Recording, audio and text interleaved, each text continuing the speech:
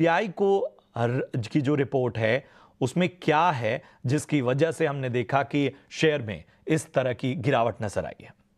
जी हाँ, तो आज के अगर गोल्डमैन सैक्स के रिपोर्ट की बात करें तो एसबीआई पे उन्होंने डाउनग्रेड किया है उनका रेटिंग। अब ये जो रेटिंग है वो सेल रेटिंग दिया है और इसी के साथ साथ जो टारगेट प्राइस है वो भी घटाकर 752 रुपीज़ का दिया है, जो कि पहले 841 रुपीज़ का था। अगर हम बात करें ओवरऑल रिपोर्ट की तो वहाँ पे 3 जो मेन पॉइंट है वो गोल्डमैन सैक्स ने हाईलाइट किया है। सबसे पहली बात है कि कहीं पे अगर रिस्क रिवॉर्ड पोर्टफोलियो की बात करें तो कहीं पे अनफेवरेबल उनको लग रहा है और उनका मेन रीज़न ये है कि कहीं पे आरओए की बात करें जो कि 1% से ज़्यादा है एसबीआई के लिए फिलहाल में, उनके हिसाब से जो आरओए है उसमें हमें कहीं पे प्रेशर देखने को मिल सकता है। आरओए जो है वो कहीं पे 1% और उससे भी नीचे जाने के काफ़ी ज़्यादा चांसेस है FY26 तक। सेकंड उनका रीज़न ये है कि कहीं पे अगर हम लोन ग्रोथ की बात करें तो उसमें कंस्ट्रेंट देखने को मिल सकता है और इसका मेन रीज़न होगा डिपॉजिट्स ग्रोथ का। तो उन्होंने एग्जाम्पल ऐसे दिया है कि अगर हम बात करें एसबीआई के डिपॉजिट्स ग्रोथ का तो कहीं पे मार्केट शेयर जो है वो पिछले 4 क्वार्टर में इसका घटते जा रहा है और यही एक कंस्ट्रेंट हो सकता है आगे जाके लोन ग्रोथ पे भी, और इसी के चलते एक प्रॉफिटेबिलिटी भी हमें एक ग्रोथ में कंसर्न देखने को मिल सकता है।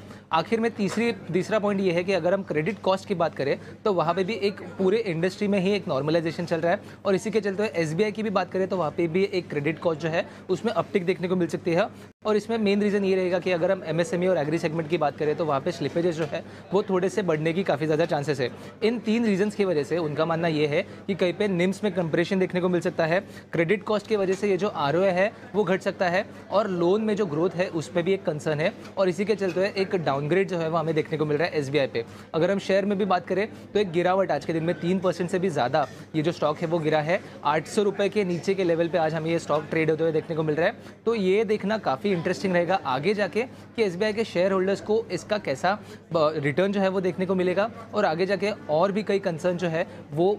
हमें देखने को मिलेंगे या नहीं।